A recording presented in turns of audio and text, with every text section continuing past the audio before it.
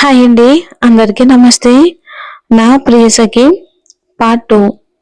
అభి విసుగ్గా, అబ్బా అమ్మా, మీకు తెలుసు కదా ఈ గుడులు గోపురాలు అంటే నాకు పడవు అని. అయినా బలవంతంగా నన్ను ఇక్కడికి తీసుకొచ్చావు. నీకోసం నిన్ను డ్రాప్ చేయాలని నా వర్క్ అంతా వదిలేసి మరీ నీతో వచ్చాను.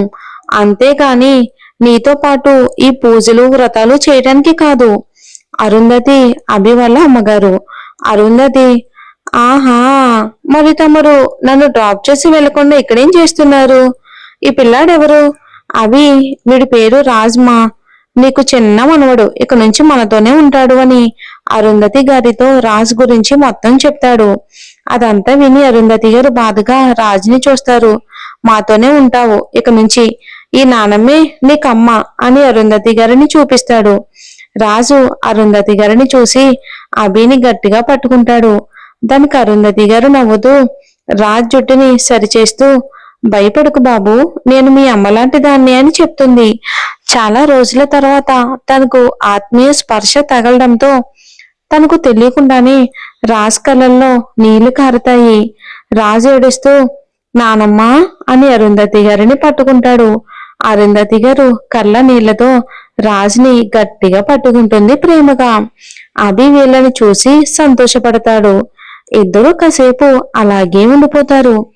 అభి కాసేవుడికి ఇక వెళ్దామా అని అడుగుతాడు.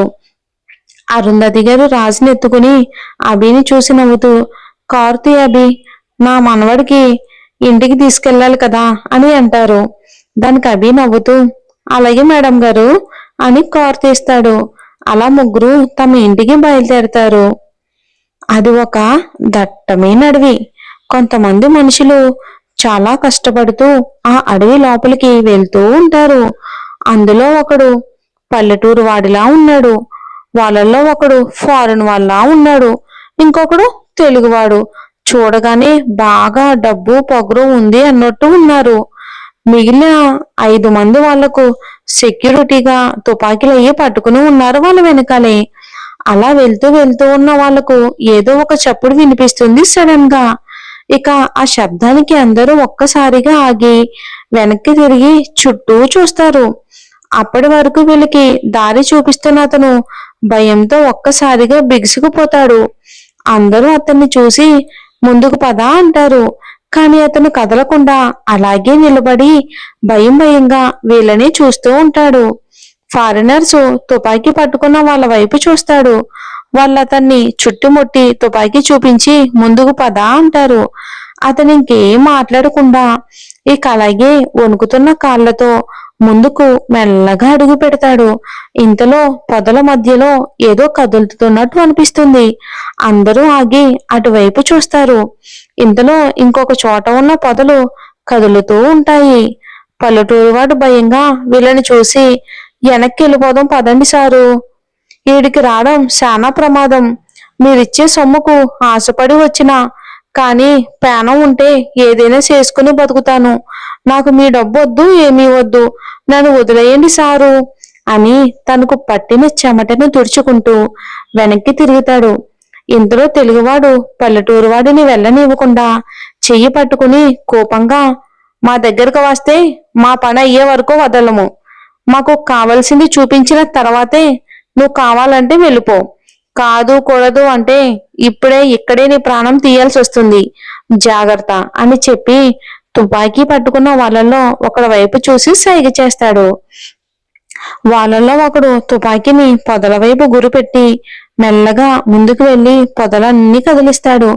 కానీ అక్కడ ఏమీ ఉండకపోవటంతో అతను వెనక్కి తిరిగి నవ్వుతూ, ఇక్కడేమీ లేదు సారు, ఈడనవసరంగా భయపడుతూ అని అంటూ ఉండగానే ఎక్కడి నుంచి వచ్చిందో కానీ ఒక సింహం వెనక నుండి ఎగురు వచ్చి అతని తల పట్టుకుని కొరికేస్తుంది.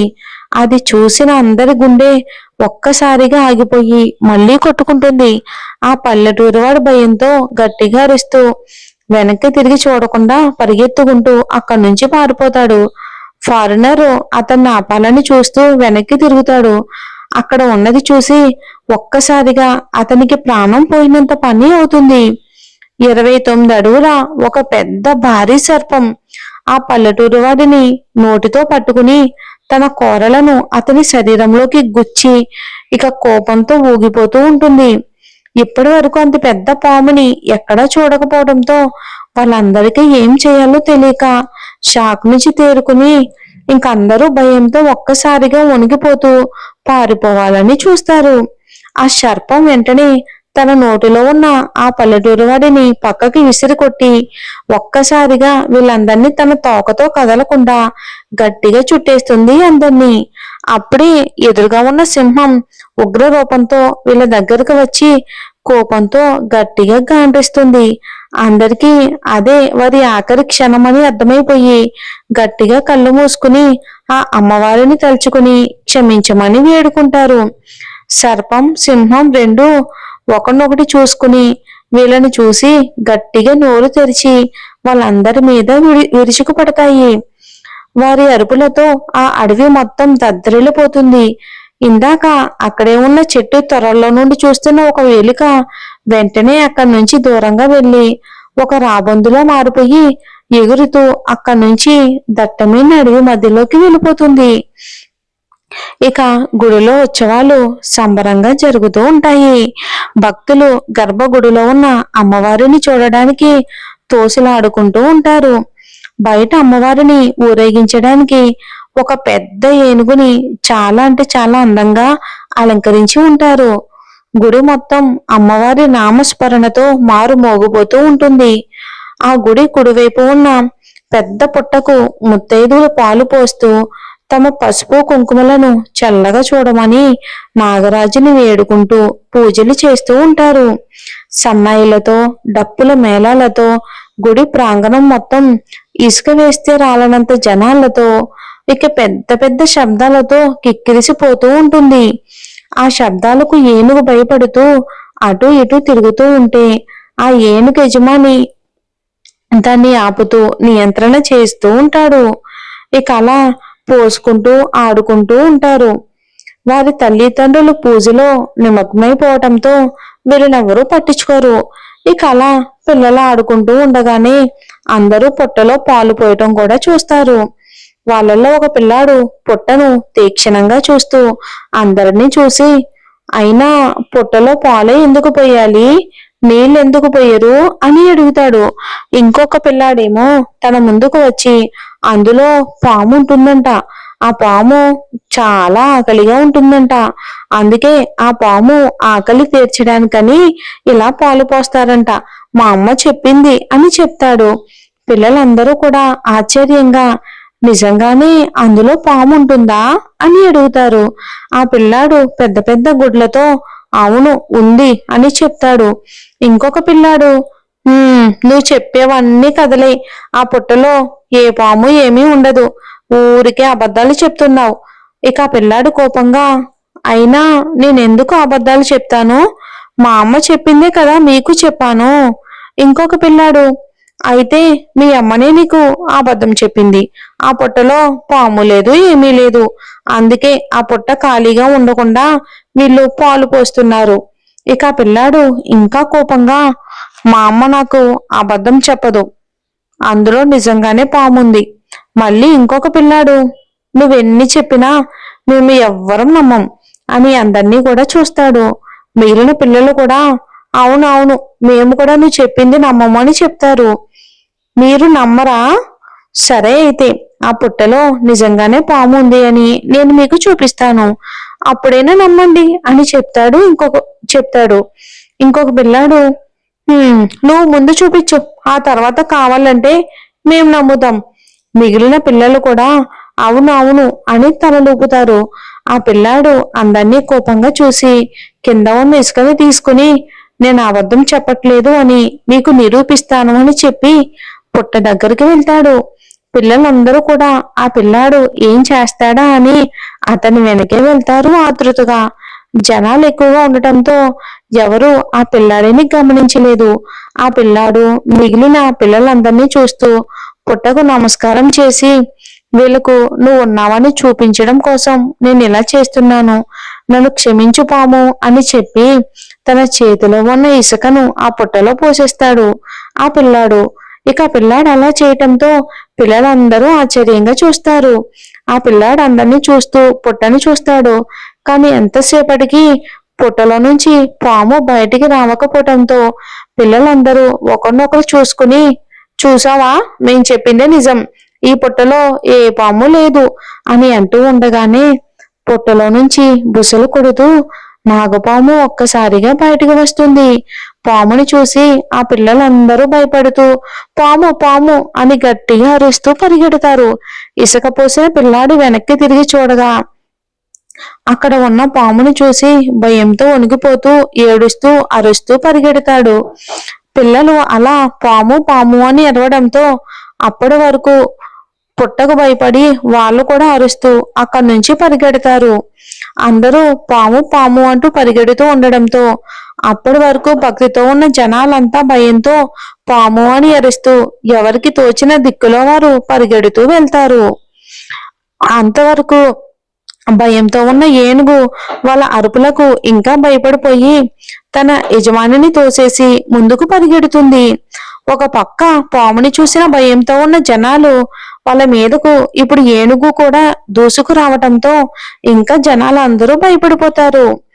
ఏనుగు నుంచి తప్పించుకోవడం కోసం ఒకరినొకరు తోసుకుంటూ మరి పక్కకు వెళ్ళడానికని చూస్తారు. ఆ తోసిలాటలో పిల్లలతో పోట్లాడిన ఆ పిల్లవాడు కింద పడతాడు. ఎవరు ఆ పిల్లాన్ని గమనించకుండా పరిగెత్తుకుంటూ తొక్కుకుంటూ వెళ్తూ ఉంటారు. పాము పాకుతూ ఆ పిల్లాడి దగ్గరకు వస్తూ ఉంటుంది. ఏనుగు అందర్నీ తోసుకుంటూ కింద పడినవి తొక్కుకుంటూ ఆ పిల్లాడు ఉన్న వైపే వస్తుంది. అలా పాము ఒక పక్క ఏనుగు ఒక పక్క తన వైపే వస్తూ ఉండడంతో ఆ పిల్లాడికి ఏం చెయ్యాలో తెలియక భయంగా చుట్టూ చూస్తూ ఏడుస్తూ ఉంటాడు. చుట్టూ ఉన్న జనాలందరూ భయంగా వాటి వైపు పిల్లాడి వైపు చూస్తూ ఉండిపోతారు తప్ప ఎవరు ఆ పిల్లాడిని కాపాడాలి అని అనుకోరు. ఇంకొంచెం ఉంటే ఆ రెండు కూడా ఆ పిల్లాడి దగ్గరకు వచ్చేస్తాయి అనగా ఆ పిల్లాడు భయంతో గట్టిగా కళ్ళు మూసుకుంటాడు. ఇంతలో ఒక అమ్మాయి కింద పడి ఉన్న ఆ పిల్లాడికి అడ్డుగా వెళ్లి నిలబడి వేగంగా పిల్లాన్ని పైకి లేపడానికని చూస్తుంది. ఆ పిల్లాడి కాలికి గాయం అవడంతో అస్సలు లేవలేకపోతాడు. వస్తున్న పాము వైపు ఒకసారేమో ఏనుగు వైపు ఒకసారి చూసి తన కళ్ళు అంతంత పెద్దవి చేసి చూస్తుంది ఆ అమ్మాయి. ఎంత వేగంగా ఆ పిల్లాడి దగ్గరకు దూసుకు వస్తున్న పాము రేణుగులకు అడ్డుగా వచ్చిన అమ్మాయిని చూసిన మరుక్షణం ఏదో మాయ చేసినట్టు ఒక్కసారిగా ఆగిపోయి కదలకుండా ఉన్న చోటే నిలబడిపోతారు. ఆ అమ్మాయి పిల్లాడిని తనకు ఒక్కసారిగా చుట్టుకుని గట్టిగా పట్టుకుని పాము ఏనుగుల వైపు చూస్తుంది. తను కోపంతో బుసలు కొడుతూ ఆ పిల్లాడి దగ్గరకు వస్తున్న పాము, భయంతో పరుగులు తీసుకుంటూ వస్తున్న ఏనుగు రెండు ఆ అమ్మాయిని తీక్షణంగా చూస్తూ విచిత్రంగా వెనక్కి తిరిగి వెళ్ళిపోతాయి. అది చూసిన అక్కడ ఉన్నవారికి ఒక్క నిమిషం అసలు ఏమీ అర్థం కాదు. ఏంటి ఇలా జరిగింది అని. అందరూ ఆశ్చర్యపోతూ ఏదో అద్భుతం చూస్తున్నట్టు ఆమెను అలానే చూస్తూ ఉండిపోతారు. ఇక అవి వెళ్ళిపోవడంతో ఆ అమ్మాయి మెల్లగా పైకి లేచి నిలబడుతుంది. పాము ఏనుగుని చూసి భయంతో కళ్ళు మూసుకుని ఉన్న పిల్లాడు ఎంతసేపటికి అవి తన మీద దాడి చేయకపోవటంతో ఆ పిల్లాడు భయపడుతూ మెల్లగా తన కళ్ళు తెరుస్తాడు. ఆ పిల్లాడి ఎదురుగా అందమైన అమ్మాయి ఎర్రటి పట్టు లంగావోని కట్టుకుని ఒంటి నిండా నగలు పెట్టుకుని కళ్ళల్లో ఎటువంటి భయం లేకుండా స్పష్టంగా కనిపిస్తున్న ధైర్యంతో చూడగానే నమస్కరించాలి అన్న రాజాదేవితో ఆకర్షణీయమైన ముఖారవిందంతో తెల్లని మేని ఛాయతో సూర్యకిరణాలు ఆమె మీద పడుతూ ఉండడంతో ఆమె శరీరం బంగారు రంగుతో మెరిసిపోతూ ఎంతో అందంగా ఉంటుంది. అందరూ తమ ముందు ఏదో వింత జరుగుతున్నట్టు కళ్ళు కూడా ఆర్పడం మర్చిపోయి మరీ ఆ అమ్మాయిని చూస్తూ ఉంటారు. ఆ అమ్మాయి అసలు ఎవరిని పట్టించుకోకుండా ఆ పిల్లాడినే చూస్తూ ఉంటుంది. ఆ అమ్మాయి ఎవరనుకుంటారు? మన కథకి హీరోయిన్. మరేం జరుగుతుందో వచ్చే ఎపిసోడ్ లో చూద్దాం. నా రావణ్ కూడా పెడతాను, కాస్త